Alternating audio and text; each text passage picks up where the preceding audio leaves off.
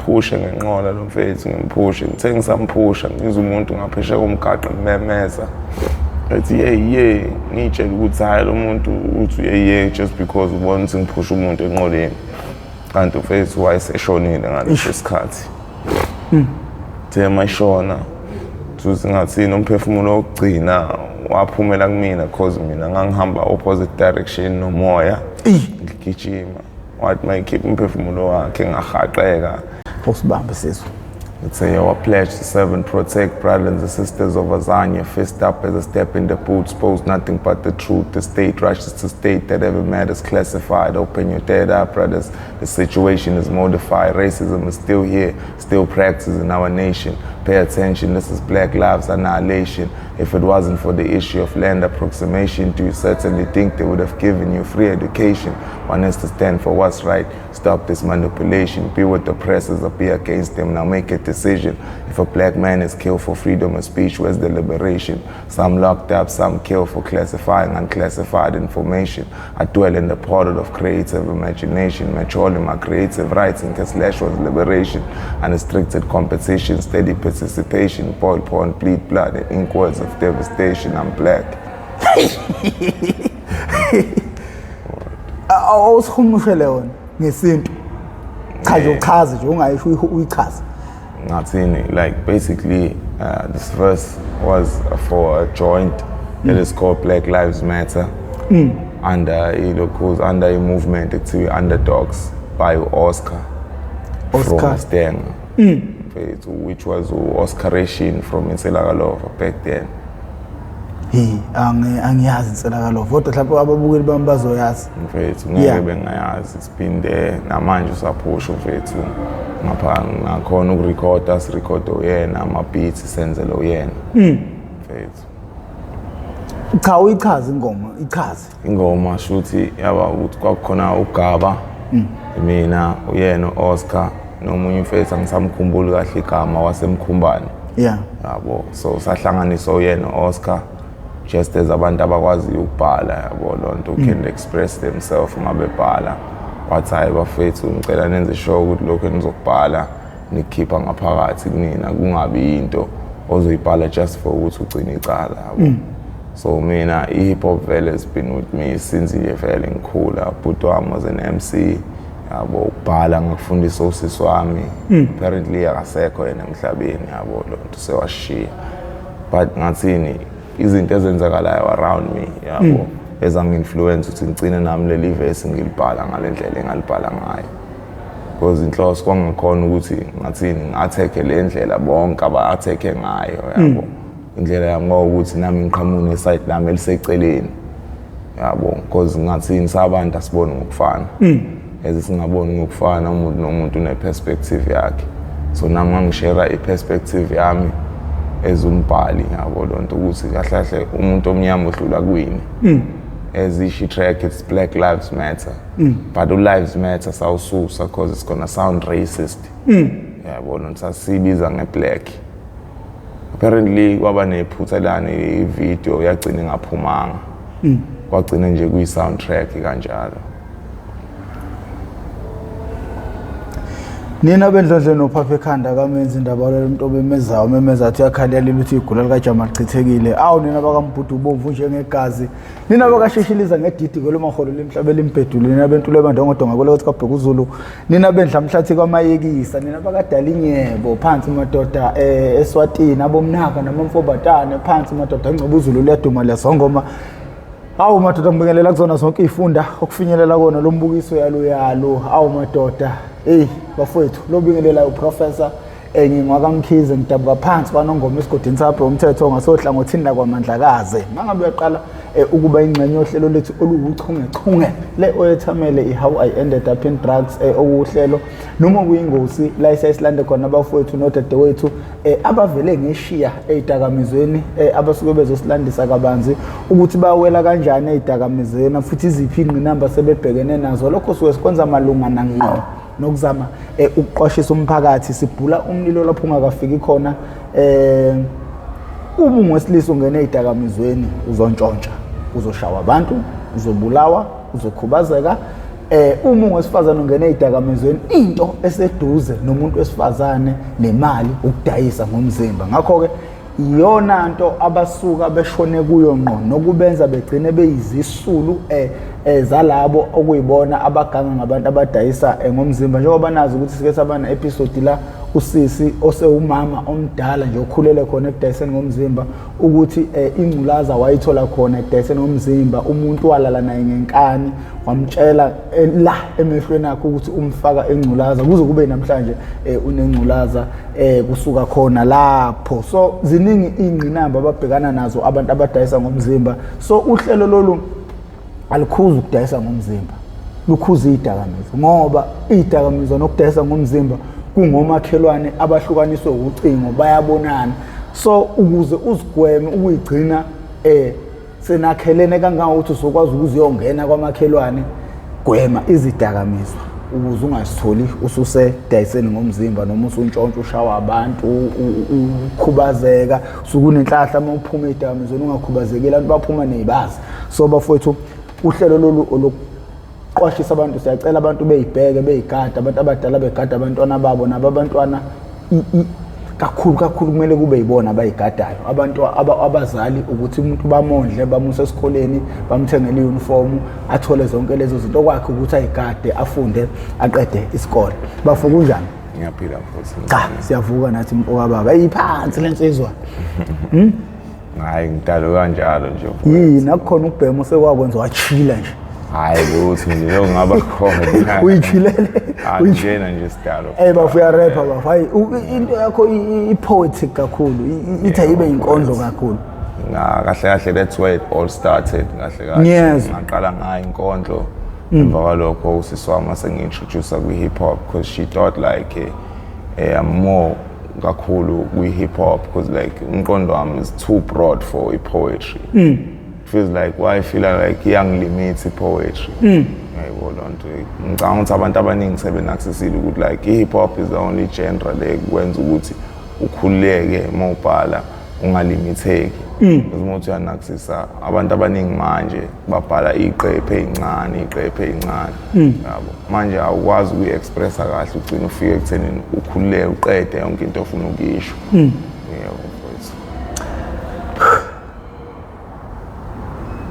Ikhona inkondlo ongasibamba ngayo? Yeah, inkondlo ikhona mfethu. Awusishaye siswe. It's I am poetry. I used to think poetry is what I write, poetry is what my vision lies towards, just a job that needs a pencil, or the metaphors I write, I am poetry. I used to think poetry is what I like, poetry is what I write, or it's just a job that needs a pencil. The metaphors I write, the words I feel they're right, but I was wrong and I wasn't right. And it doesn't lie on darkness or light, or the color black or white. I'm sure poetry has a better cause in spite. Rhythm flows in the paper as I write. Poetry is who you are inside. And that's the truth about poetry you won't hide. So I'm proud to say I am poetry. And I wish that just came from the head because God ngagcina ukubhala inkondlo. No mfowethu uyezwakala mfowethu ukurecite kwakho kuyazwakala. Umfowethu abani lo ukhulele phi ufunde phi amabanga phansi wafunda apha phakeme kwenzeka kanjani ukuthi umnyampula webhungu elifana nawe ligcinele ezidakamizweni impilo yalo igcine iphelele emgaqweni? Ngulihle Ithemba waGumede Sibongo. Qwabe. Yebo ngokuzalwa ngizalelwe eMlazi eMshiyeni. Yebo ngikhulela kaPhi eMlazi. Ngaqala efunda kahle ka-R eMlazi. Yeah, grade 1 till grade 3. From then ngoba ney'nkinga ugogo wami wadlelwa umuzi sasuka from eMlazi sayohlala eMandeni. Yebo Mandeni eKasithebe endaweni ekuthiwa kaMaxhafuza. So from then ngasuka eMlazi ngaya eMandeni, ngafika eMandeni ngafunda esikoleni ekuthiwa iseQumeni. Uma ngifunda khona ngafunda grade 1 standard 2 no standard 3. Ngasuswa futhi khona ngahamba ngohlala noma eGoli endaweni ekuthiwa iseTarfantein.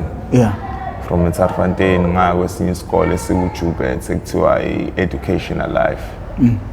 ngafunda nakhona kwasho ukuthi uma uzophelelwa isikhathi sokusebenza retire kumele nakhona asuke eGoli eze ngala eKZN. That's how I ended up eStenga endaweni ekuthiwa iseDankop. Fika nakhona kwaba nama-struggles sihlala ngaphansi kophahla lomndeni ukuthi umndeni wangasiphethe kahle yabo. Kuyimina noma nomshanami usisi wami engekho simshiye khona eGoli esebenza yona ezama amatoho ukuthi asifide kube right. So kwahamba isikhathi ngangena eShekembula ongaqala etshela abantu ngaqeda e-primary ngase ngiya eShekembula ngiyofunda uStandard 6. Mangifika eShekembula ngofunda uStandard 6 ngahlangana nabafethu ababhalayo khona abashaya inkondlo sazwana sagcina futhi singasazwani ngokuthini ibhendi lami liyashesha ukuprogressa. Uma ukuthi ngingathini ngihleli around abantu abayiphilayo lento engiyenzayo aba-serious futhi nayo yabo kugcina sesiba ama-enemies ngokuthi umuntu akakujabuleli ukuthi ngiyaprogressa ngigcina mhlawumbe ngiba more better than yena. Yabo lonto banginika i-chance khona esikoleni eShekembula ukuthi ngirecite for the first time sasibathathu kuzoba i-Valentine's Day. Fika nakhona ngarecite kwa right yonke into wahamba isikhathi ke umuntu washiwa umzali izinto zaqala za hectic kakhulu kumele ngibheke umshanami yabo kumele ngizame ngayo yonke indlela ukuthi ekhaya kuhlezi kukhona ukudla yabo ngaqala ngathola ipressure ngagcina nami sengitholana nabantu aba-wrong. Yabo ngilo ngitshela ukuthi mhlawumbe sisabhema insango kanti angazi ukuthi sekukhona abangifakele khona phakathi. Hamba I got hooked up ngale ndlela ukuthi sengiyazizwa nasemzimbeni sengiqala ukukhathala lento eyenzeka njalo uma ukuthi lensango yalaba fethu angiyibhemanga mangibheme insango haya kubi nankinga yabo lonto le. So kwathi sekufika isikhathi sokuthi nami ngithole ngathini uNkulunkulu wangibulela wangivezela iqiniso sasibamba itoho nomunye umfethu. So ngaleso sikhathi wayitshela ukuthi ngilele mina ngize ngibona kanti ngangalele ngangidiphile nje ngifuna ukubona ukuthi kahle yini le yenza ushintsho olungaka emzimbeni wami yabo. That's where I got hooked up. Ngathi mangithi ngiyavula amehlo ngiyamthola uyavuvuzela upowder kuyona lensango le. So ngase ngimconfront ukuthi hawu mfethu uyenzelani lento oyenzayo yabo. Wagcina engakwazanga ungiphendula saxabana sangazwana yabo. Gcina futhi naye move lapho eDankop wahamba wabuyela ngala eThekwini. Gcina manje ngisenkingeni kuphoqelekile manje ukuthi ngiyithole lento le ukuze nami ngibulale lento engihluphayo ngikwazi ukuthi ngibe right ngikhululeke ngikwazi ukwenza ngisho umsebenzi because ngingakusho ma ucrave for lento kuba nzima ukwenza into eziningi ngakwazi ngisho ukwenza lutho ngisho ukudonsa umshanelo lo ushanele endlini ngeke uzushanele ungabhemile ngabe ngiqamba manga. So emva kwalokho bethu ngagcina nami ngishiqi emgwaqeni. Into yangilethe emgwaqweni kakhulu it's not drugs ngiqamba manga it's not drugs it's because eDankop kusema-farm strong kukude nedolobha yabo. So kunzima ukuthi ngifinyelele khona ngikwazi ukuthola abafethu bestudio ngikwazi ukurekhoda ngikwazi ukuthola nama-hip hop sessions ngibe seduze yabo kwangiphoqa ukuthi ngigcine ngisemgwaqweni. Ngakhona ukuphuma kwami ngemgwaqweni ngoba umshanami wayesephumile esikoleni sethola umsebenzi eBhalito seyoqasha ngaphandle. Manje ngihleli la ekhaya ngihleli ngedwa yabo kwesinye isikhathi mangicela usizo kubona uthola ukuthi abanalo yabo lonto. Gcina sengibona ukuthi kunokuthi ngilo ngibo uhlupho kubona ngcono ngiphume ngemgaqweni ngiyozama because mangisemgaqweni akufani ngoba ngisuke ngisekhaya. Yabo mangisekhaya mina akufani ngathini mangisemgaqweni ngathi ngisekhaya mangisekhaya ngathi ngisemgaqweni. Yabo. So ngakusho fethu kunzima ngaphandle yabo ukuthi nje abantu abaningi abazi yabo lonto le. Engingakusho fethu ukuthi all along ngila emgaqweni izathu sami kusondelana nefuture yami career yami ukuthi ngihlezi ngiseduze ngaso sonke isikhathi mangidingakala estudio tholakale ngaleso sikhathi ngabo. So wahamba kwazi ngafugcina sengihlangana nabantu abanjengoSlave yabo naye ngingamtsheli nge-hip hop because ngaso sonke isikhathi umuntu engihlangana naye mangithi ngiyamxoxela gcine ngalendaba sixabane thola ukuthi akanayo attention ngento engikhulumayo. Please awushaya amanzi lapha.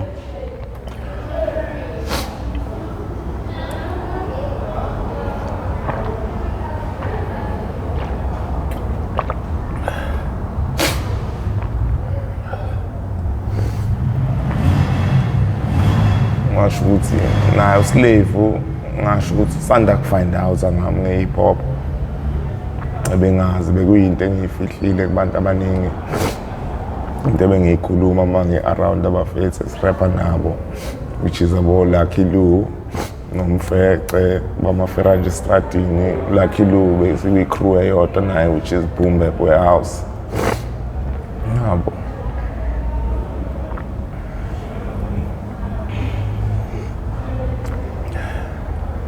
Ubunzima bokuba nekhono noma lokuba nentshisekelo yento engajwayelekile emakhaya buhamba ibanga elingakanani uma ungachaza? Unesifiso sokuba umrapper sendaweni yasemakhaya? Emakhaya izinto ezibukelwa kude lezo. Kakhulu mfethu, engakusho nje mina kahle ngagcina ngiba umuntu othanda ukuyihlalela yedwa. Ngizotsa ukuthi labafethu basemakhaya bahlezi bexeka ngaso sonke isikhathi taba nendaba nayo maskandi. Ngikhuluma nge-hip hop because mina ngathini isiZulu ngiyakwazi ukubhala ngaso but angikho comfortable kakhulu kusona. Ngibhala kakhulu ngesingisi, so leyo nto leyo yenza ukuthi ngiqhelelane nabafethu abakhona endaweni ku-community yabo. Bethi ngiyayitshela yonke leyo nto yabo. Ngihlezi nje ngikwi-pressure nje mangikhona ngale emakhaya, and esinye sesizathu esingisusile khona ngayo uhlala emgaqweni.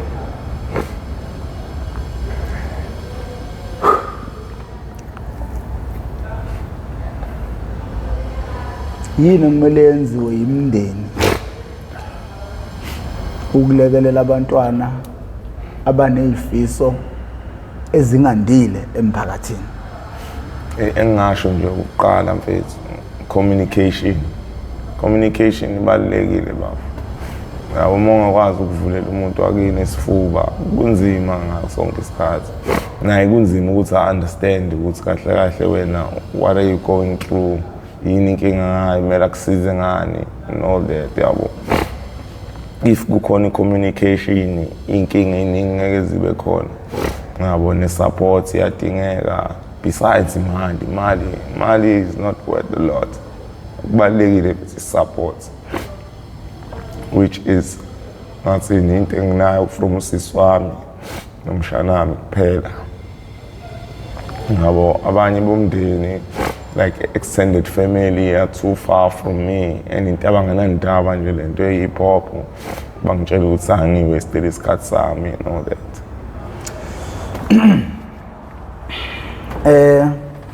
Iqiniso lithi emakhaya, nami ngikhulele emakhaya, ngizenzile inkondlo, yingakho ngisheshe ngaluza ulimi lakho ukuthi lu-poetic kakhulu.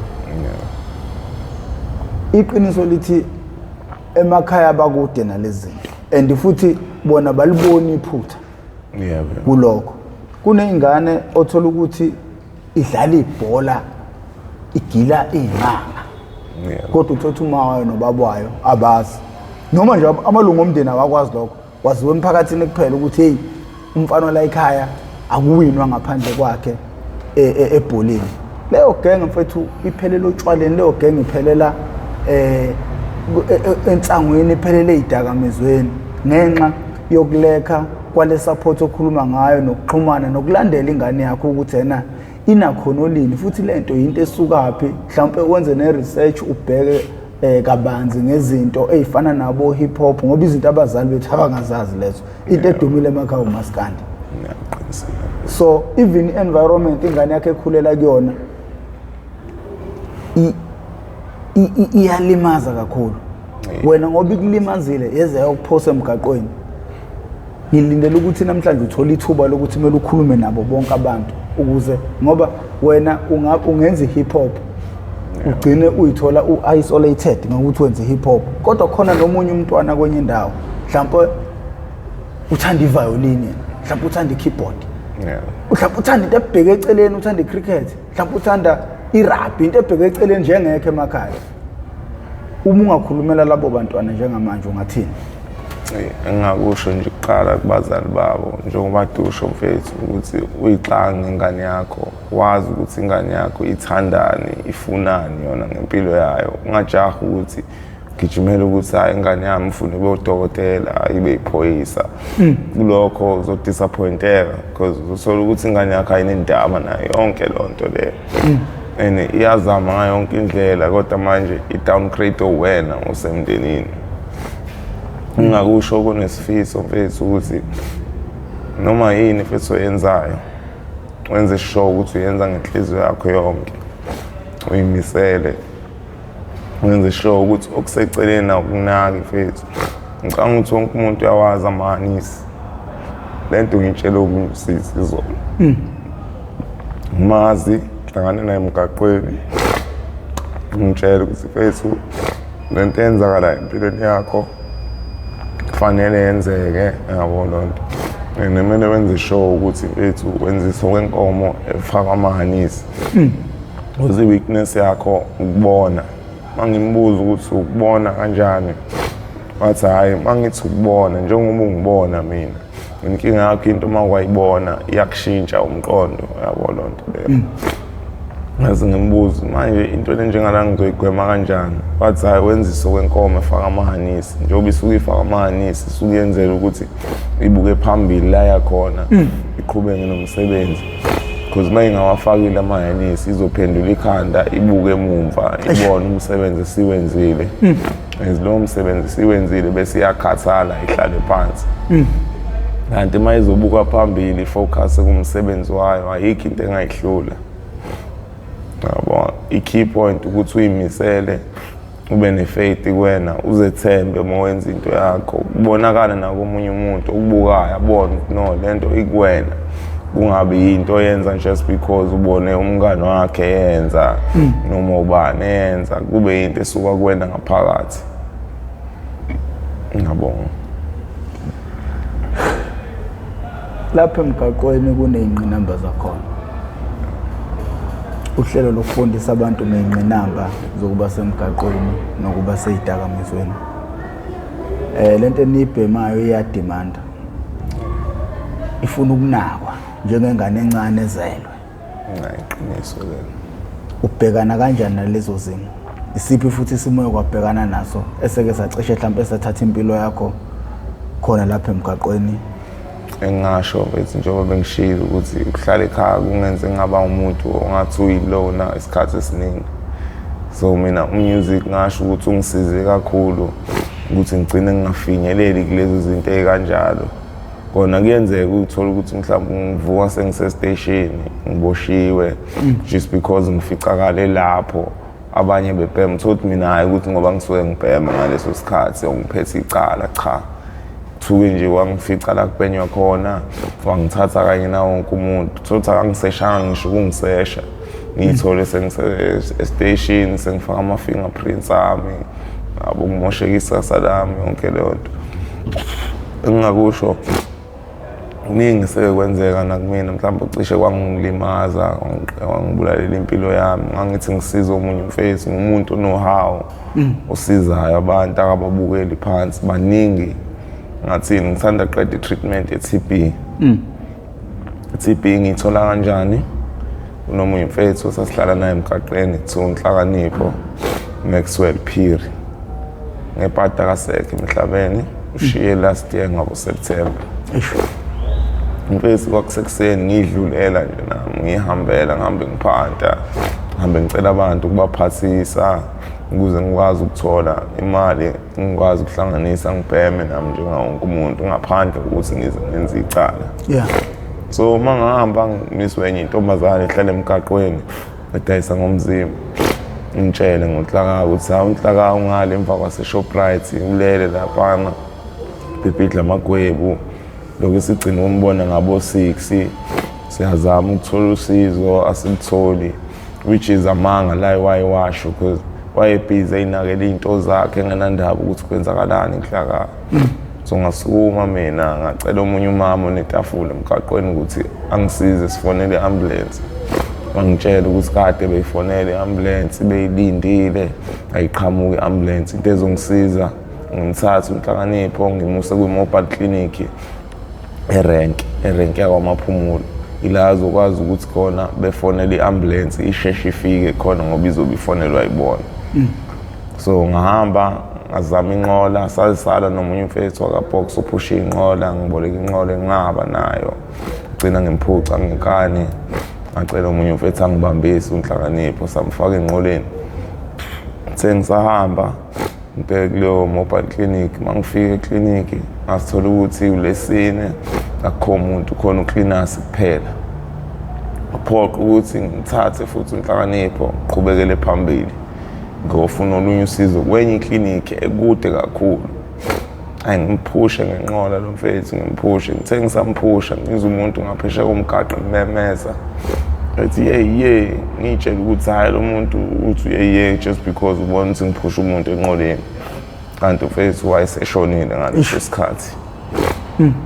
Tema ishona thusi ngathini umphefumulo wokugcina waphumela kumina because mina ngangihamba opposite direction nomoya ngigijima. Wathi mayikhipha umphefumulo wakhe ngahaqeka yabo ngahaqeka ile TB ngayithola nami sengisenkingeni yokushawa iTB. Luckily ngumuntu oyisumelayo impilo yakhe ahambe ucheck regularly eclinic ngagcina ngithola ukuthi no ngine TB. Uzingavele ngagula nje sithubeni ngayitshela ukuthi ngishawa inyongo something yabo umzimba waphansi. Ngahlala 4 days endlini ngingaphumi because sasihlala kwenye isheke ekubhenyelwa kuyona.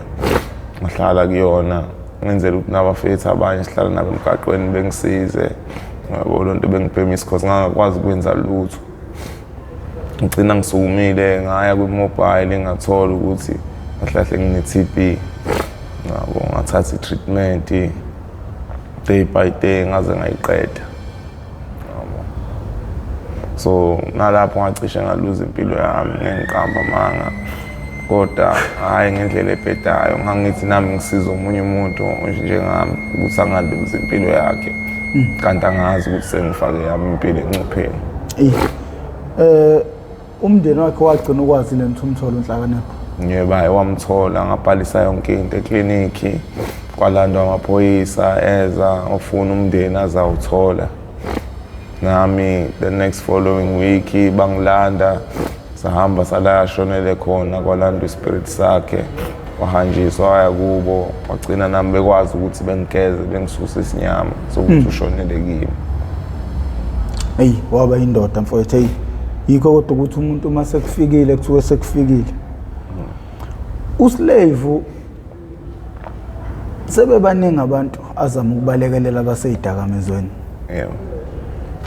Awuchazela umphakathi nihlangana kanjani noslave futhi ngabe yini inhloso ngqangi yakhe ngalento enhle kangaka yenzayo? Ngathini kunomfana useshintshile manje akasabhemi uphusha inqola khona uyena othathela ama-customer yabo. So lo mfana beyibhekela nje kwi-internet wahlangana neclip yami wayilalela thema ilalela wakhombisa uslave. Ngabo uslave wathi seyibona leyo clip leyo wathuka naye ukuthi hawo lo mfethu sengimazi isikhathi esingaka sixoxa nje naye indaba ngakaza ngixoxele ngalento yabo. Kwadlula isikhathi kwadlula usuku ngakusasa ngahlangana nomfana about 4 ntambama because babekade bengicinga idolobha lonke ethi kunabantu abangidingayo abakhulu yabo. Ngayitshela ukuthi uyadlala lo mfethu because ngathi sekufike kaningi lokho kumina yabo thothi get my hopes up for nothing yabo. So mangithola ukuthi uslave ayingaya kuyena njenge-outing yaziyo yebo lonto hlezi sisiza nika ama-advice siza ngento eyiningi yabo.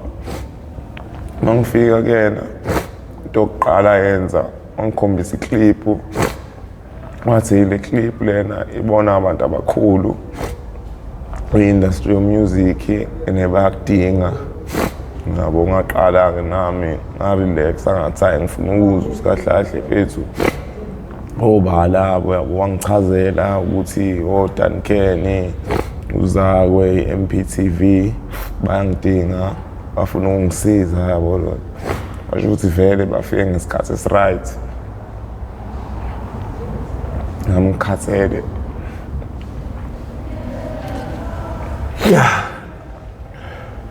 khathele ama-drugs bese ngisawafuni ngizamile kakhulu ngahluleka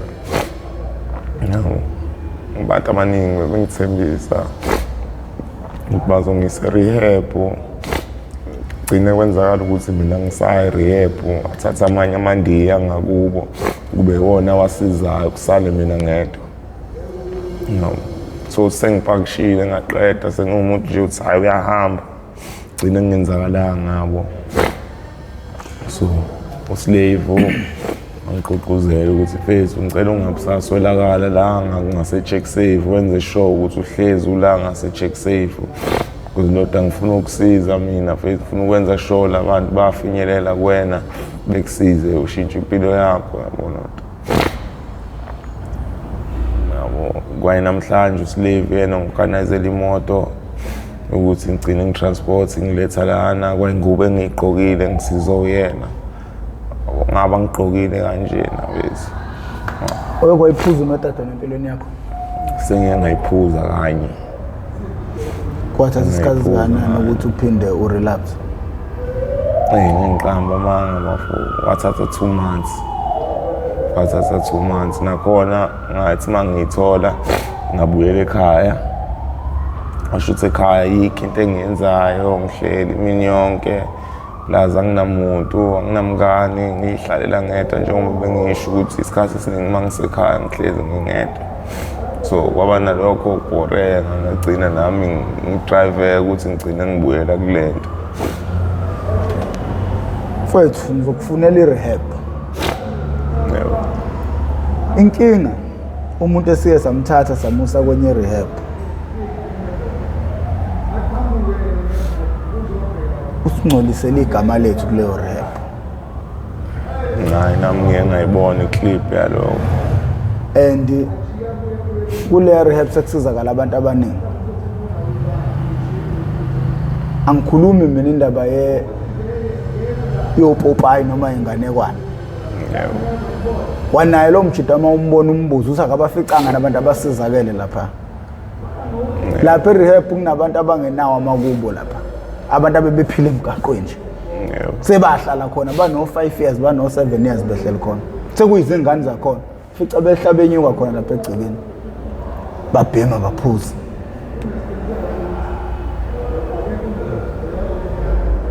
inkosi yama rehab ngesingami umuntu ophume khona ayikukancane thabuyele idakamizweni angazi ukuthi ubenza njani umuntu mangimthathe ngamusa khona so nginesiqiniseko sokuthi uyophuma ephila ehlale nje period le ekufanele ukuthi ayihlale ngisuke ngineshow ukuthi uzophuma ephila mfowethu iyastrugglisha le rehab ngoba kukhokhwa imali kunemnikelo eyakumele umuntu afike nawo kune waiting list ende ngendlela eyisimanga baningi abantu abafuna ukuya khona nayo le ndoda ngiyiputshise ngaya nayo ngenkani yami angifonanga ngoba mangifona babezongitshela nge-waiting list ngamthatha mfake emotweni ngamletha babe ngeke bengijikise sengize ngafika naye wafike waphonka hayi mina ngingakusho bafayi kade ngangifisa mina ithube kanje engingakusho lo ngaqala nje ukubhema bafo idakamizwa ngikaze ngaye rehab not even once kulungile bafu ngiyakuzwa lokho yabo nje kubeka ngami mina bekuthatha namanje ngiyakhambisa kodwa ingozi isemanzi lo muntu ayishile njengamanje kumele ngizame ukuthi ngifone sibe nohlelo nendlela it's either ufaka kwi-waiting list noma ikhona indlela esingadlubulundela ngayo. Mfethu nomphakathi-ke wami njenge-MPTV1 Nyawuthemba unamandla kakhulu. Bangaba khona abantu abanamandla abangakwazi ukuthi benze izinto zenzeke, abangithinti. Mangikhuluma ukuthi ukwenza izinto zenzeke ngikhuluma ngemali, ngoba ekugcineni ngiyalazi usizi lalapha ya ukuphinde lokhu mina ngifuhlela ngiletha abantu ngilengisa izandla. Uyabona ukuthi ngidala enye inkinga, umsebenzi bayawushaya, inkinga abaxhasiwe, and nabo indlela abathatha ngayo abantu bane control, ngoba ngeke bethatha abantu bezobabulala ngendlala la. Kumele kube nesibalo abakubonayo ukuthi bayakwazi ukuthi accommodate. Mina ngidlubulundele ngilethe umuntu okunjalo, yebo le nto le ekubeni ubuqiniso bale rehab ngibazi abatholi lutho kumuntu, benza le yanto ngenkosi. Makhulunywa ngenkosi kuthiwa abathemba uJesu, bona abantu abathemba uJesu ke laba. So mfowethu angikuthemba isiZulu namhlanje, kodwa ume khona othi engaba nomnikelo mfowethu, ngisengingadlubulundela vele nabo iphathimandla zakhona zizoyibona le episode ngoba babuka onke amavidiyo ami engiwapostayo. So mfowethu angikuthemba isiZulu namhlanje, kodwa uma usufikela ekhaya usuke usufike kwaNgqingetshe uzovela umSamari olungileyo. Ngicabanga ukuthi noSlave ngoba ekulethile ukulethe ngobazi ukuthi la ekhaya kuyakwazi ukuthi umuntu agcine sizakele. Yini okumele yenziwe ngabazali ukuvikela izingane zabo ukuthi zingawele idakamizweni? Engasho malume kumele befundiswe kangcono ngabantu abanjengathi, because like ngathi abantu abazali mostly they are caged in, abasitholi isikhathi sokuthi bephume ngaphandle noma bedlula bebona ukuthi kwenzakalani, but abazi izizathu esilethe umuntu lapho. Asazi ukuthi umuntu ustrugglishe kangakanani ezegcina mhlawumbe sewela kuzona idakamizwa, yabo lonto le. Ukuthi nje benze show abantu ukuthi basondelana nama-programs, mhlawumbe mayekhona ama-programs avulwayo ukuthi abantu baziswe ngabantu abanjengathi nanokuthi besizakale kanjani mfethu.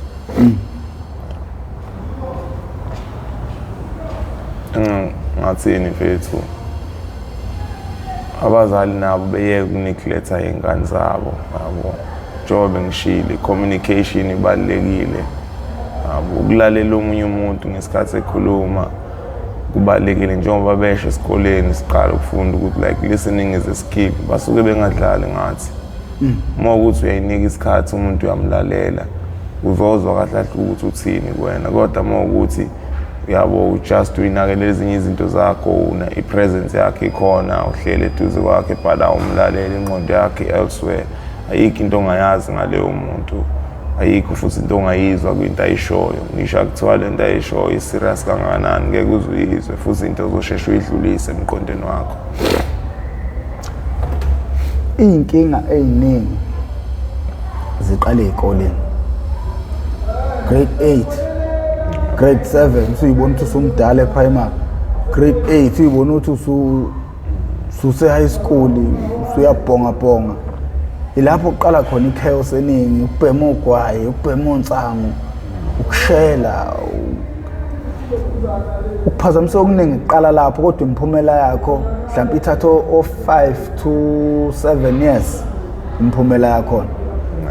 Yini kumele iqikelelwe uhulumeni nothisha ukwenza sure ukuthi izingane ziyavikeleka kulezo zinto esikoleni? Mina engingakusho ukuthi ngathini sike sithathe nje isikhathi sibuke izinto ezenzeka ngaphandle kwala eSouth Africa, yabo. Noma ngawazi ama-country amaningi angaphandle, but basically njengako Zimbabwe, like yeah, it's the poorest country but i-development inkulu kakhulu ngathini within iy'ngane kuzona. Abantu abakhona abaningi bafundile, kuyikona ukuthi imisebenzi abayitholi kanjani.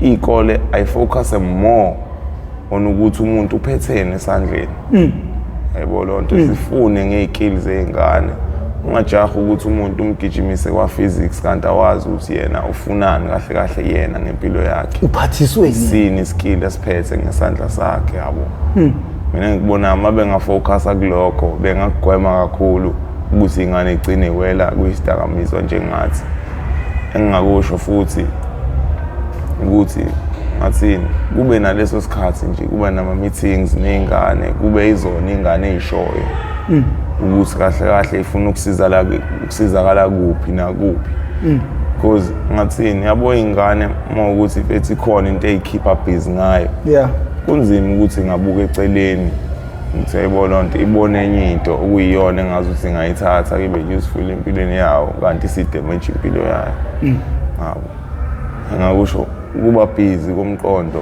kuyakukhipha endaweni eyodwa ngaleso sikhathi ube tamed ungabe umuntu owuvanzi kanti manje makuzofocuswa ekuthenini kunako izifundo kuphela kunabantu esikoleni uthola ukuthi akathanda ukuba sesikoleni akafuni ukufunda kanendaba nje nanokufunda ukhona just because wenzela umzali wakhe yena inhloso yakhe akuyona leyo mhlambe unetalent elithile mhlambe wenza nali itafula mhlambe yena engashisela enza okuthile yabo kodwa ngeke kwaziwe lokho ngaphandle ukuthi kukhulunywe naye tholakala ukuthi iskill sakhe yini yebo ngiyabona uthotho omunye wena uyabonakala ukuthi ezintweni zezandla ucijile ngapha embhalweni ubuthuntu kunjalo ngicabanga ezinye izinto lezo engakwazi ukuthi zikhande ukuthi abazali mhlawumbe besheshe bebona umntwana ukuthi hayi lo uhlaka ucije ngapi hayi ukuthi afunzwe imibhalo uthola ukuthi imibhalo iyaphika yebo hayi kunjalo isiphi isikhathi eside kwasihlala uboshiwe esingakanani futhi wawenzeni ngiqamba baka isikhathi eside kwaku 7 days kwakunjalo uma umuntu ongakujwayela ukuboshwa kuba inkinga u2 days usuku omkhulu uma ungaxoxela umuntu ngeexperience yokuba ngaphansi noma kuba kumasongo kaSigonyela kwakunjani kunzima kakhulu because abanye bethu njengoba ngisho abanye ba-caged in impilo yangaphandle bayazi abazi nanokuthi kahle kahle kukhona into ey'njani yabo like ejele kunabantu abaphakamisa iy'thupha inombolo yonke lonto uma ufika khona ungayazi yonke lonto uphatheka kanzima kabi uma ungenalo ivizitha ungenawo umuntu ozokufakela imali ukuthi bebheme bona laba bala ngaphakathi bethola ama-airtime konke lokho uyahlukumezeka ulala etoilet ngabe kwesinye isikhathi uphuzise wona amanzi etoilet ushawe ikhulunywe ophaqa ushawe ngabe ebusweni ophaqa thothi uphaqa uqinile ushawe ngawo uzovuvukale uthola ukuthi ngisho iphoyisa linendaba nalokho liyayidlulela nje liyabona ukuthi yahlukunyezwa kodwa linendaba kufani njengomuntu osuke eboshiwe thothi usegwetshiwe yabo i-experience yabanzima kakhulu mina ngangalali-ke mangakuvezela inyawo la ngala ngihlibukile babengishova ibhayisikili bethi nginyone ngenavizitha yabo yonke lonto bengishaya bethi ngize ngiyikhumbule inamba yasekhaya ngifone still inamba ngiyikhumbuli ngahlukumezeka ngaze ngaphuma ngasizwa nje ukuthi ngize ngiphume lapho ngabo engingakusho ukuthi omunye umuntu bethu akazama ukuthi bethi ayiphathe kahle la eminyango angayitholi sengaphakathi laphana because ngaphakathi akufani nakini yabo laphana kunabantu abayingozi abaney'ngqondo ey'ngasile emothi ethi ukubheka kufana ukuthi uphakathi kwamabhubesi yabo loo nto leyo labantu okuhlezi kubhalwa ngoba emaphepheni kuthiwa babulela ubafica lapha yebo bafica phakathi thola ukuthi abanye mfethu yabo ama-serial killer usakwazi ngisho ukulala ebusuku yabo loo nto uthukile ukuthi lo muntu wathi if lo muntu avuke iy'nkinga zakhe angicindezele ngomqamelo la ngishone yabo loo nto leyo i-trauma yokuphuma nayo kunzima bafu kunzima uma uphuma lapho uyasho ngenhliziyo yakho yonke ukuthi angifuni ukuphinde ngibuyele lapha kodwa-ke ungeke uze ukugweme lokho because impilo mfethu impilo uthi ulindele ama-fruits ikunika ama-vegetables yabo inama-twist and turns awo kungenzeka futhi uboshwe uthole ukuthi awenzanga lutho yabo kube nje ibhadi lakho wayithola usulapha. Uma ubheka iy'dakamizwa zingaqedwa kanjani kulelizwe? Njengoba bengishilo phakathi yami ukuthi akufocus kakhulu more ngathi chaza ngisho uqedwe zona ngqo. Yabona-ke kwizwe kwizwe kunzima kwizwe mfethu ngingasho kodwa lokhu ushintsho mina ngaqhamuka la ngitshele lokho yabo because even upresident wethu yabo lonto abanye amalunga kwiparlamente uthola asebenzisana nabo labantu kuney'ndawo la esazi khona la eSouth Africa ukuthi angeni noma yini la eSouth Africa kodwa uthola ukuthi lapho iyangena lonto lapho phakathi yabo engasho ukuthi mina ngazi ukuthi ngaba khona nabantu abasupervisayo abazosupervisa bona laba abasebenzayo amaphoyisa amasosha yonke lonto because abantu isikhathi esiningi samanje bathanda imali ngiqamba manga imali mfethu ayikho umnyango engawuvuli awukho umnyango engawuvuli so ngabe ngimosha isikhathi sabantu ngiqamba manga ngithi kune solution ekhona njengamanje solution ayikho ngaphandle ukuthi kube khona abantu abazoqashwa uqasha abantu aba-honest abangayisondeza ey'ntweni ey'ngasile aba-serious futhi ngaleyo nto le yasuke ezoyenza yabo because ungathola iphoyisa namhlanje liqashwe manje nje laba u-constable so nendaba nokuthi lifuna ukunyuka irenki libe uwaranti libe ubani anendaba nayo yonke leyo nto into lendaba yayo ukuthi lenze i-income and i-income abayenzayo ingapheyi kokwenza ukuthi kufika umholo wakhe usuke usenemali enzima kabi njengoba ngishilo uma ngavalwa le ndlela ekusetshenzwa ngayo mfethu mhlawumbe kungangcono eSouth Africa because izinto ziyangena eSouth Africa in and out illegally ngenxa yabo abaphathi bethu futhi yabo. Hey kunzima lingathini lakho lokugoqa sesivala? Ngingasho nje mfethu umuntu stay true to yourself mfethu unako okwenzayo njengoba bengishilo wenzisa okwenkomo namahanisi ungabuki ukuthi omunye umuntu wenzani inqoba nje wena ufocus kuwena ukuthi wena ufunani because uma uzobhiza unakana nabanye abantu ungayithola usey'nkingeni uyithola ungena ey'ntweni ey'ngasile njengoba nami kwenzeka ngagcina ngiyithole ey'ntweni ey'ngasile ngithi nami ngithola i-closure kubafethu abaseduze because ubhuti wami washona ngisemncane yabo ngaze ngibe nayo leyo father figure ubaba ushade nomunye umuntu yabo anganendaba nami akayixaki yabo lonto leyo seke wazama ukuthi kuyixaka but ukuthi ushadile nalo mfazi wakhe wagcina naye emenza ukuthi yabo igcine egive up kumina ehlehla kumina and ngiqamba makazi nanokuthi kuney'dakamizwa engiyithathayo indlela engimhlonipha ngayo ngithi ngimfihlela ngayo yonke lonto but still akanasizo lalutho engingasho ukuthi mfethu umuntu omzali wesifazane oyi-single parent okukhulisayo akujabulela ukuthi umhloniphe umjabulise esakhona ngoba mase engasekho kuzoba nzima mfethu. Unayo nengane? Cha anginayo. Ungathini kubantu besifazane abalwa ngey'ngane? Abalwa abasebenzisa iy'ngane ukulwa nobaba bey'ngane. Engingakusho nidlala ngey'ngane zenu because ingane yakho ayinacala yabo okwenzeka in the past kwenzeka between wena nobaba wengane akuyona indlela ezokwenza ukuthi wena ukhulise ngayo ingane yakho leyo.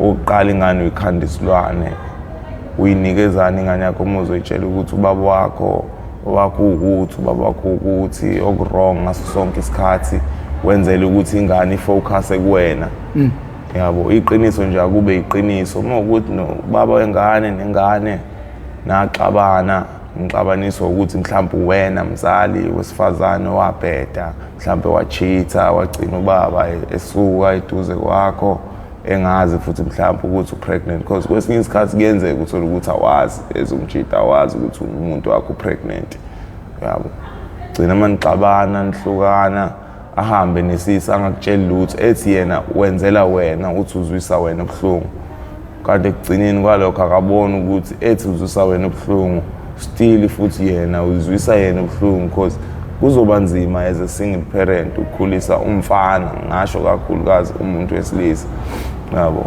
ukukhulisa umfana ngathini kuyadinga ukuthi abazali bonke bebe khona yabo because ukuthi uyanakisisa emndenini ephelele ubaba mekhona umama mekhona umama kulula ukuthi a-influence ingane yakhe yentombazane kakhulukazi ukuthi igcine lapha emgaqweni idayisa ngomzimba yenza into engasile just for ukuthi yena ondleke kube nokudla eplatini lakhe kanti yena engabe ufocus ekuthenini mfethu anaka ifuture yengane ukuthi yaphi alwisane nalokho ukuthi iya phambili ngempilo iba umuntu kusasa because mazolokhu nilwa ngezingane ngeke kunisize lokho kunalokho kuzokwenza ukuthi izinto zibe worse. Inkinga futhi igcina isala nengane. Yebo, isala nengane inkinga wena mzali usuke usungasekho. Hayi khona nento ongizivalela ngayo. Uvale nje ngegiye liphezulu. Ngathini ithi angikhangezi ngoba ngithanda isimo simanzonzo kwangempela lokulalala nini kade ezishowcase lazithulela sengiqala nokudika ibala nesineke sesiyangiphelela sebenza ngotholi nini ngehla nginyuka ngifesa ngapha abantu engibathandayo kancane bayasweleka sengisele nepeni nephepha inkondlo yami sengithembe wena ngawe ngiyakholela one day amaphupha amazofezeka kube indaba exoxwayo ukuthi nami ngike ngahlupheka kube umlando ukuthi la ekhaya sikhule siphila ngokukoleka yazi iqiniso ukuthi akekho umuntu oyithandayo impilo yokuswela dingakala ukuzikhandla nokuzimisela uma ufuna ukuyibalekela insizwa kabawo phokophela ndlela yempumelelweni izosicacela kanti novunayo wazitshalela abazali bangethanga olihle ithemba namaphupho namathemba one day ngenkondlo yami ngokukhetha.